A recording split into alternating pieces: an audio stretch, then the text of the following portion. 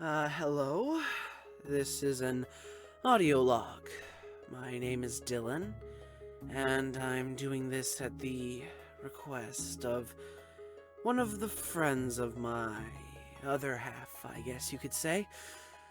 I'm not too fond of this idea, but they said it might be a method of communicating between myself and him. We may share a name and share a body and a face and a voice and many other things, but I do not think that communication is necessary. At the very least, I didn't until recently. It was, it was an ends to a mean. It was a way of hiding myself within a side that was much more anxious and emotional, not able or capable of the plans I'm capable of, not capable of being as emotionally detached as I am. But then, recently, it was pointed out to me that harmony within the other half might provide some relief, perhaps. May provide a way of better accomplishing my goals and his.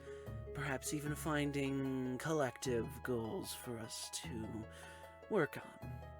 I don't know what those would be, though, because, well, we seldom work together as it stands.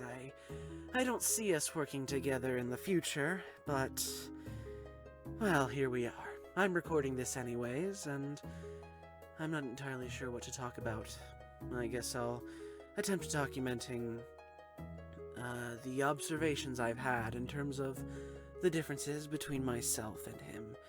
He is free to record his own audio log and give his own thoughts on this matter. I've observed that I am seemingly the intellect. I am much more cunning than he is, and much better at planning things. He seems more spontaneous. And I am definitely more emotionally detached than he is, and, well, he seems much more emotional. In a way that does not benefit him, and a way that actively seems to be harming him.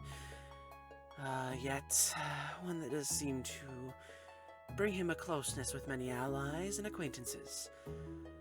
And said emotions may be useful. I see there is a definite use for that. I guess if you were to describe the two of us, even saying that sounds odd, to say the least, I would say he's the right brain. Emotional, anxious, not cunning, not the sharpest tool in the shed, to use a tired cliche.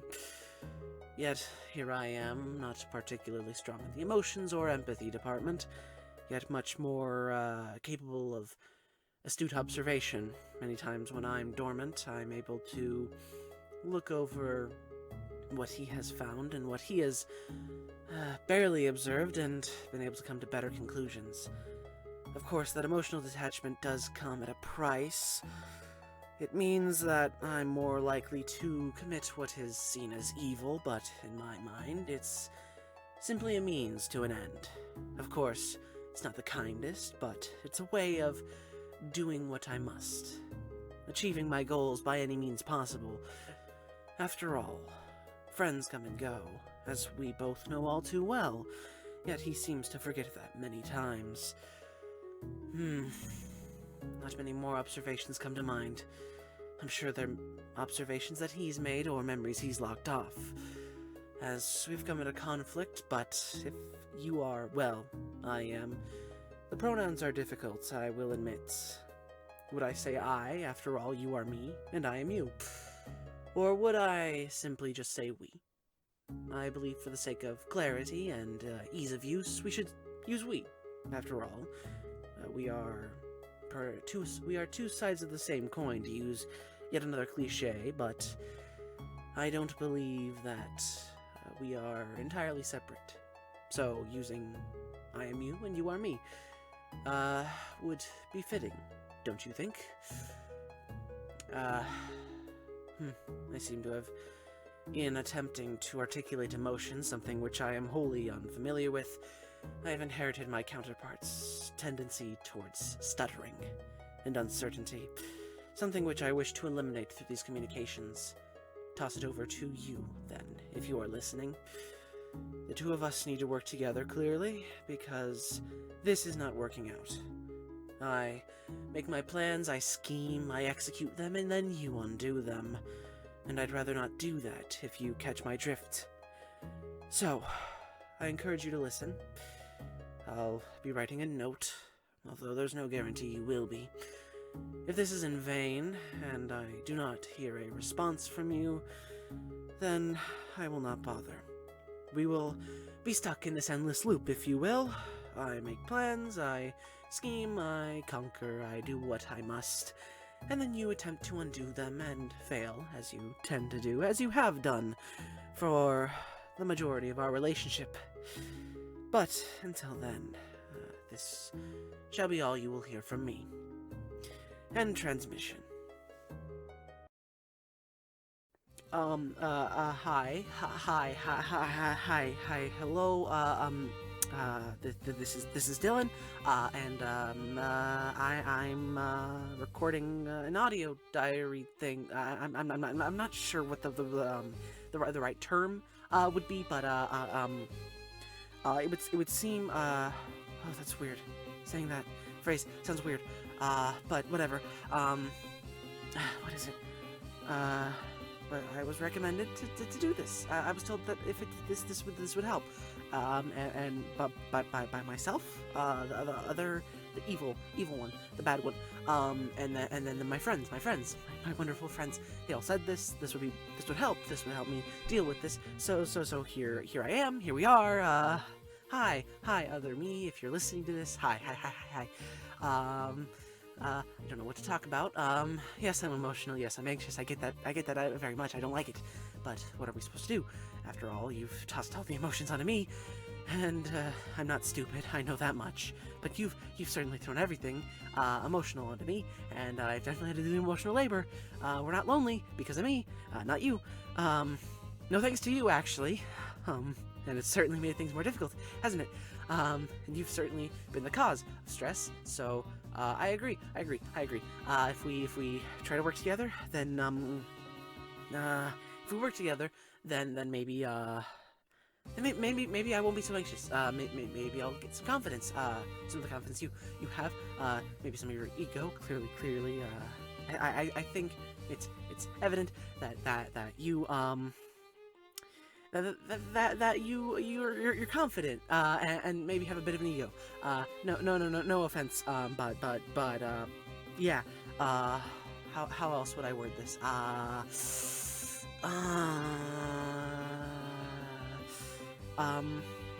Yeah. I'm not a fan of the back and forth.